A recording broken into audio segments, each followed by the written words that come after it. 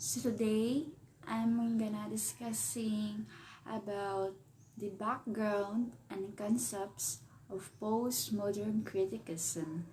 By the way, I am Junat Zerna, BS at English, third year. So, what is postmodernism? Postmodernism broadly refers to socio-cultural and literary theory and a shift in perspective that has manifested in a variety of disciplines including the social sciences, arts, architecture, literature, fashion, communications, and technology. It is generally agreed that the postmodern shift in perception began sometime back in the late 1950s and is probably still continuing. Postmodernism can be associated with the power shifts and dehumanization of the post-Second World War era and the unsalty of consumer capitalism. So meaning, postmodernism was a mode of discourse on literature and literary criticism, commenting on the nature of the literary text, meaning an author and reader, writing and reading. Postmodernism developed in the mid to late 20th century across many scholarly disciplines as a departure or rejection of postmodernism. So, let's move to the history. The basic features of what is now called postmodernism can be found as early as 1940s, but notably in the work of artists such as George Louis Borges. Most scholars today agree postmodernism began to compete with modernism in the late 1950s and gained ascendancy and over in the 1960s. So, the primary feature of postmodernism typically include the ironic play with the styles, citization, and narrative levels, and metaphysical skepticism or nihilism towards a grand narrative of Western culture, and a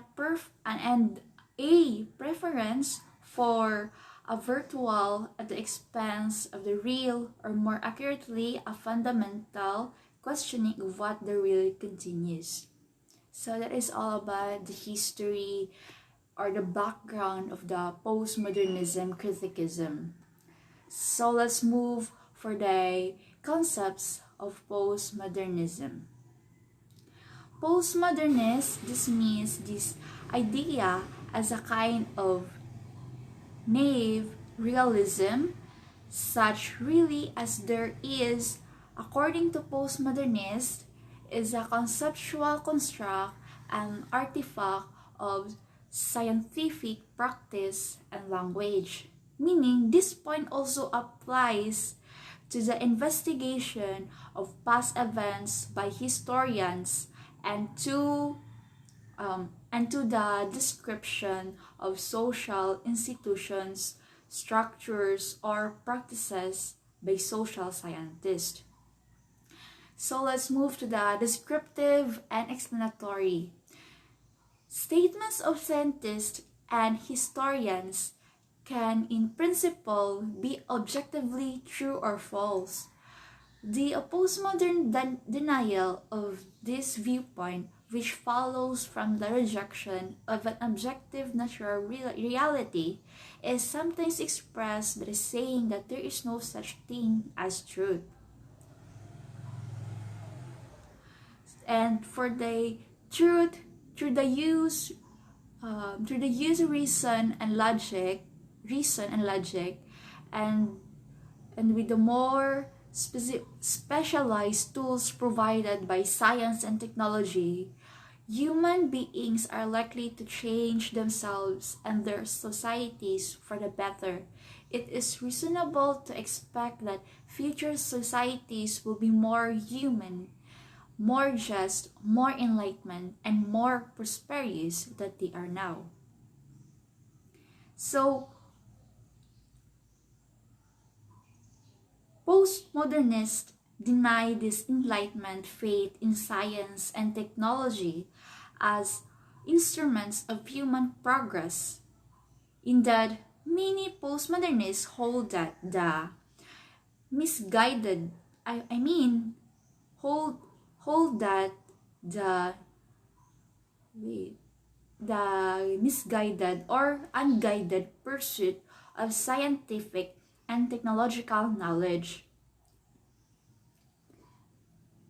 and reason and logic are universally valid.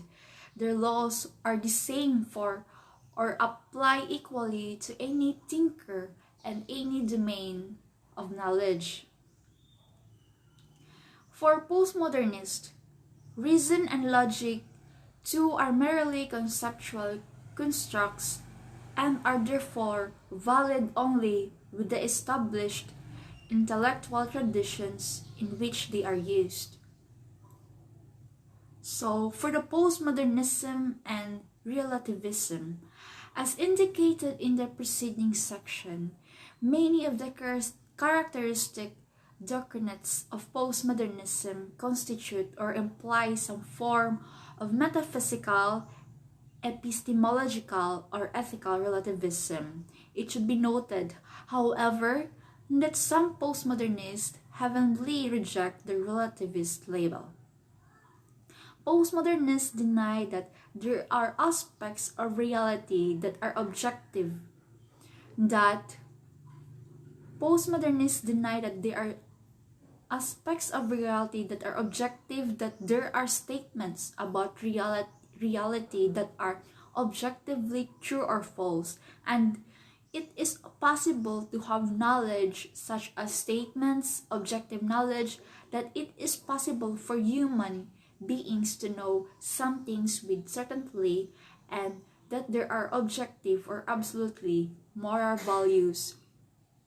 Reality, knowledge, and value are constructed by discourses, hence they can be vary with them.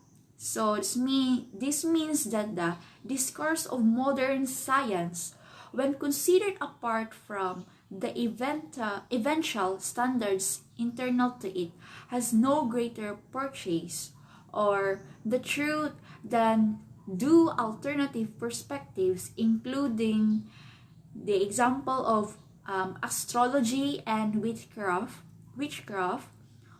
Postmodernists sometimes characterize the eventual standards of science, including the use of reason and logic, as the Enlightenment rationally. So that is all about my report. I hope you've learned about the background and